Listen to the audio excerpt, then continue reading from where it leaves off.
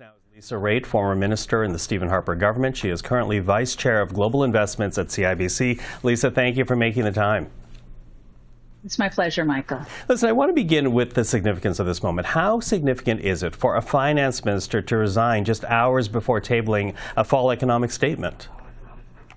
Well, it's significant for a finance minister to resign in general. It always is a commentary on the government. But to do so hours before she's meant to rise and present a government finance document is extraordinary.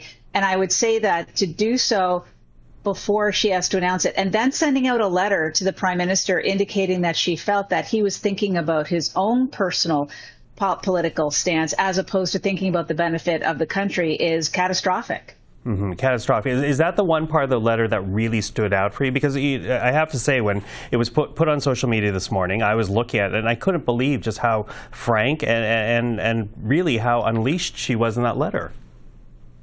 Yeah, but I would say that she was very controlled in the letter. It wasn't emotive. It wasn't emotional. She was stating the facts as she saw it.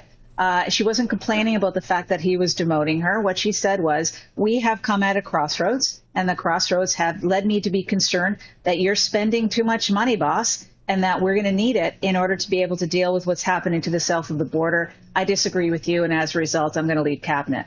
Yeah, you say south of the border, and she did note the fact that this is a very important moment for Canada. She says the country faces a grave challenge right now with Donald Trump, his threat of a 25% tariff on all Canadian goods. You know, can Justin Trudeau rally the Team Canada spirit if he, as he says he wants, if he himself is losing control of his own cabinet?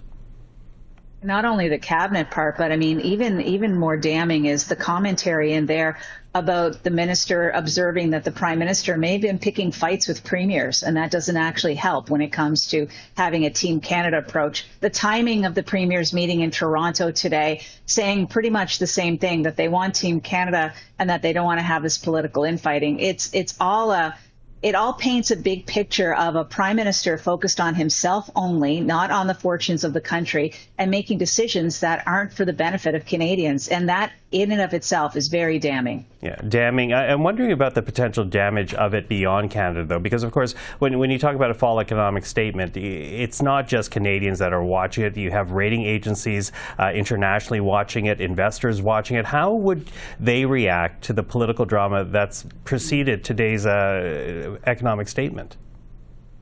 I don't know if they're going to be taken in by the drama because, as you probably are aware, you know, the United Kingdom, Australia, the United States, there's always drama around politics. But what does get their attention is the lack of being able to hit metrics that the government has indicated that they're holding themselves to account. So, for example, Chrystia Freeland said that she was going to have a $40 billion deficit and she wouldn't go beyond that.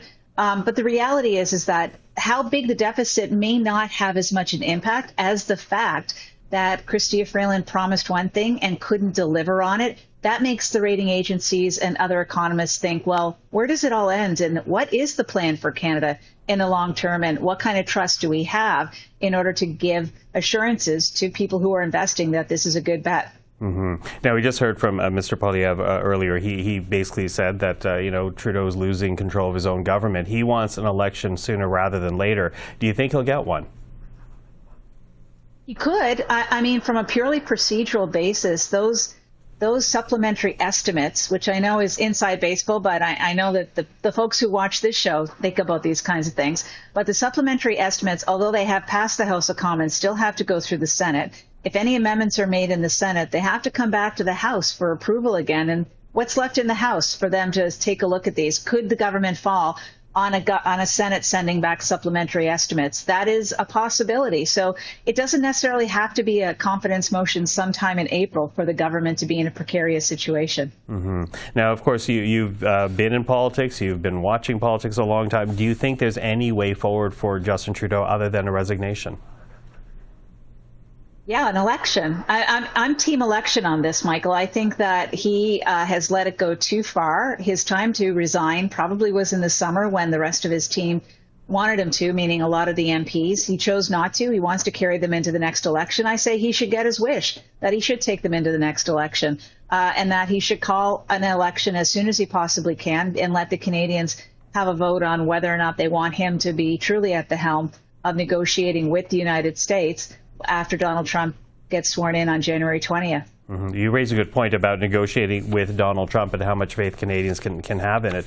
What do you think this whole matter has done to the type of confidence Canadians can have in the status quo politically vis-a-vis Donald Trump?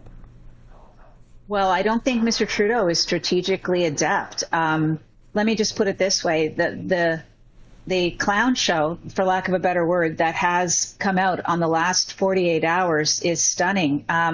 The Prime Minister took the Finance Minister aside on Friday morning and said to her, you're going to get shuffled out of your position. This is what I'm going to offer you.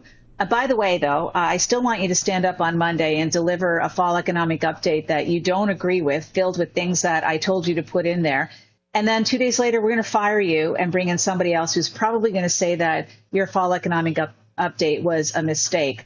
And in what world of human resources does anybody think that that's actually going to pass muster? He obviously figured that Chrystia Freeland was going to take it on the chin and go ahead and support him once again. And this time she didn't.